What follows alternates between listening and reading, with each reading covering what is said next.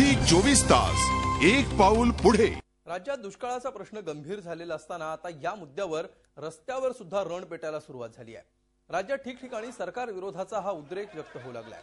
मुंबईत मंत्रालयाबाहेर रिपाईतर्फे मडकाफोड आंदोलन करण्यात आलं, तर सांगलीमध्ये स्वाभिमानी शेतकरी संघटनेच्या कार्यकर्त्यांनी सांगली जिल्हाधिकारी कार्यालयावर मोर्चा काढला। संतप्त शेतकऱ्यांनी थेट कार्यालयातच घुसायचा प्रयत्न केला। यावेळी पोलीस आणि आंदोलकांमध्ये धक्काबुक्की झाली, तर सोलापूरमध्ये पाण्यावरून रणकंदन पेटलाय। काँग्रेस आमदार दिलीप माने यांनी उजनी धरणाचं पाणी न मिळाल्यामुळे जिल्हाधिकारी कार्यालयाची तोडफोड केली, तसंच अधीक्षक आणि अभियंत्यांना नजरकैदेत ठेवलं। पाणी मिळेपर्यंत अधिकाऱ्यांना सोडणार नसल्याची धमकीही माने यांनी दिली।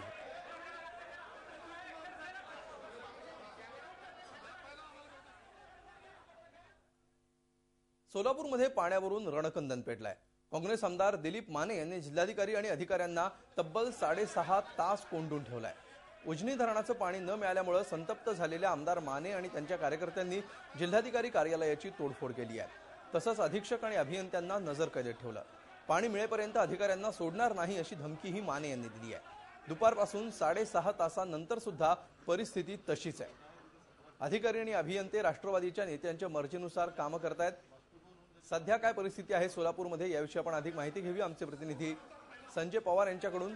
संजय, 6.5 तास होऊन गेलेले आहेत अधिकाऱ्यांना कोंडून, सध्या काय परिस्थिती आहे? अमोल, परिस्थिती दहशतची वैसी आहे। आमदार दिलीप माने हे आपल्या कार्यकर्त्यासह जिल्हाधिकारी कार्यालयात बसलेले आहेत।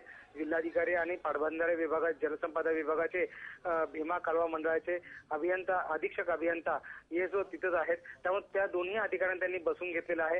कलेक्टरांचं आता जलसंपदा मंत्री रामराजे निंबाळकर यांच्याशी बोलणं होतंय, त्यांच्याकडून काही ते आश्वासन मिळतंय।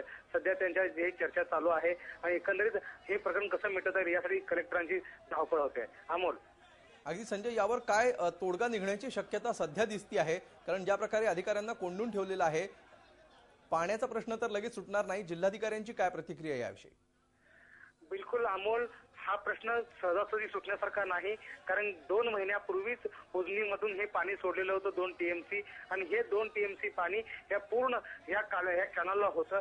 पण हे पाणी मोहोळ आणि माडामध्ये अडवलं गेल्यामुळं गेल्या 2 महिन्यापासून यांना पाणी नाही। आता जर सीना नदीची जी पातळी आहे, जी कॅनलमध्ये वाहण्यासाठी जी पातळी असते, ती पातळी खाली गेल्यामुळे आता या कॅनलमध्ये पाणी येणार नाही, आणि जोपर्यंत उजनीतून पाणी सोडलं जात नाही तोपर्यंत त्यांना पाणी मिळणार। याचबरोबर या बंदरातलं जर पाणी सोडलं तरच पाणी मिळेल।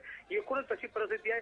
तिथले माढा आणि मोहोळचे शेतकरी हे पाणी पुढे देण्यास तयार नाहीत। एकूणच उजनीतून पाणी जोपर्यंत सुटणार नाही तोपर्यंत यांना पाणी मिळणार नाही, त्यामुळे यांचा संताप, हा उद्रेक हा दिसतोय समोर। अमोल, नक्कीच धन्यवाद संजय या सविस्तर माहितीबद्दल।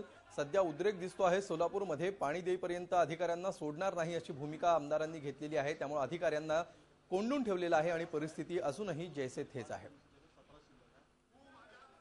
झी 24 तास एक पाऊल पुढे।